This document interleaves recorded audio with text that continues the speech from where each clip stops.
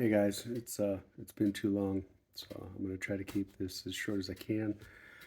And I got notes, so um, wow, I cannot thank you guys enough for praying and for the support. It boggles my mind that that y'all trust the Lord enough to participate, and so I thank you a lot. It's been a pretty interesting season. Um, it came out of the summer. I'd have to look up when my last one was, but it's been a couple months to update you guys, and I've got to do better on that. It's been a real hard season in many ways, and every time I try, there'd be like one more thing that had happened. And I just kept thinking I'll do it. So before anything else happens, um, we had the fifth quarter things, which I've been posting, and those were it's an old school something that Dane and other people had done, and basically you throw a party after a home game, you invite the kids, you get a bunch of churches to send people down, and so we had a minimum of six churches at each of the events represented with youth pastors or people, and so we did four of those. Total, we had probably 300 kids total between all of it. I mean, if you add up all the numbers that showed up, oh, at fifth quarter, and then the concert after that. Brandon Stone put together an album. He's a local youth pastor, youth director, and did this concert. And then right after that, a few days later, he got into a wreck. And that makes a difference because as we did these fifth quarter, we saw a lot of new relationships, kids being invited to youth groups. It was kind of an old school Billy Graham evangelistic thing where we had churches that were ready and participated. And we have a young adult fellowship again, so we've got a bunch of post high school kids that are starting to meet in different groups. And so our goal with these is the soul search and rescue teams, these multi-generational teams where you got old guys like me working with some younger guys who are then training and equipping, all of us training and equipping the teens to actually be the youth for Christ, the evangelists to their peers by inviting them to these events. And so we had a lot of that happening. There's a local group, Child Evangelism Fellowship, that's gotten real involved. The director there is young, and last year that group was struggling. Their board was falling apart. They didn't have any bodies, and so we joined forces with them and got her kind of hooked into the community. That she was born and raised here, but she came back to do this job. And in a cooperative venture, they had 22 people go through their evangelism training to run their good news clubs.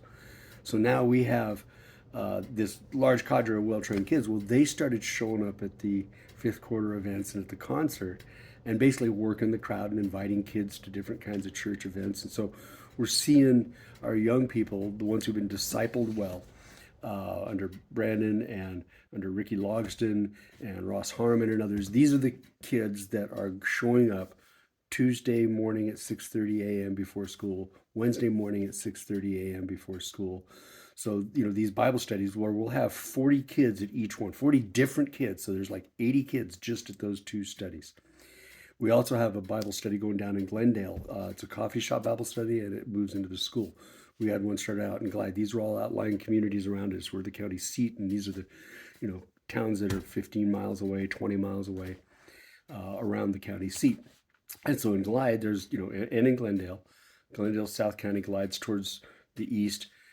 We had a coffee shop where kids are meeting to study the Bible at a coffee shop. Now in Glide, we're back into the schools. First time since COVID. We have Bible study in the school at a junior high, Fremont Middle School. We're actually looking for somebody to take that over. Yaku has planted one there. So some of the schools are not letting people back in, so we've gone to the coffee shop thing, and these kids are showing up at 6:30 in the morning. And one group meets outside around fires in the rain.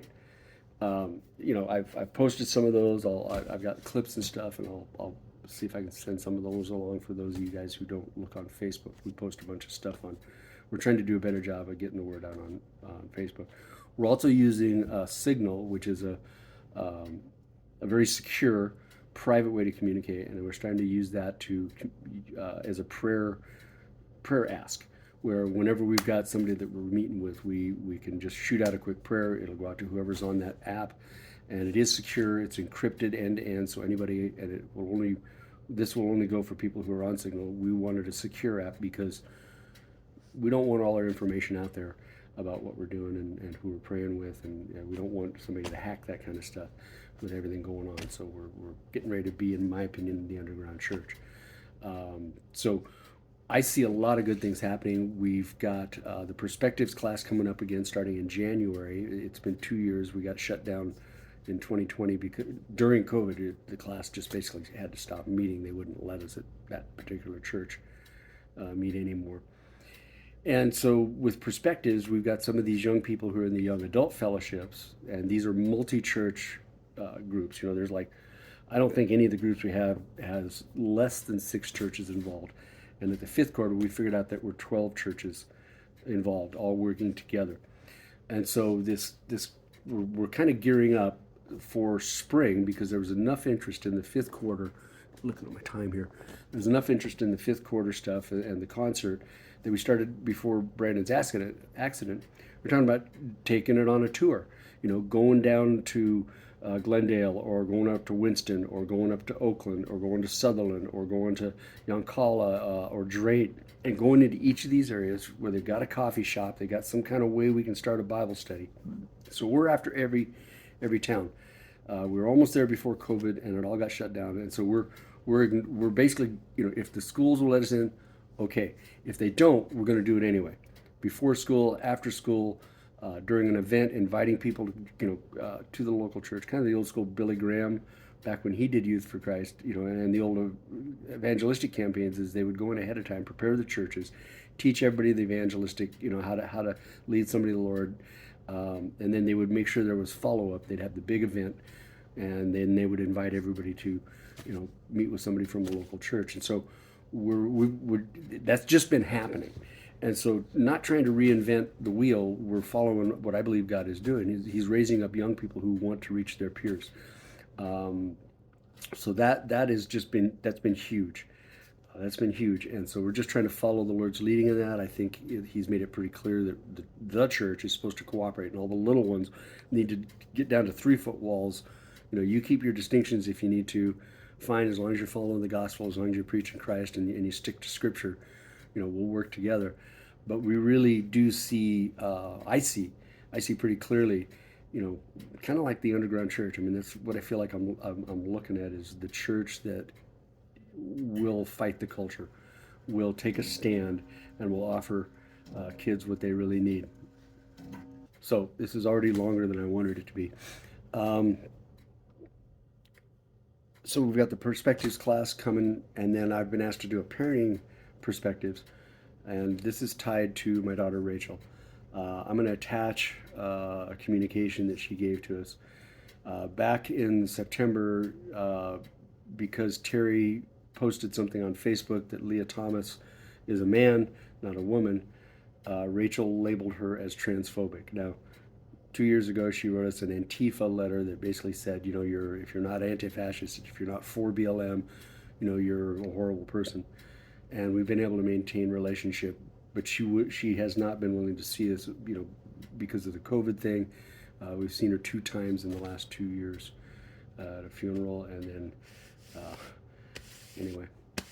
So she sent me the letter, which you can take a look at, and then on October 11th, which was, I found out it was coming out day, she cut off all communication. She blocked me from her Facebook, which was the only way I kept track of her, and she won't even respond to text or anything like that.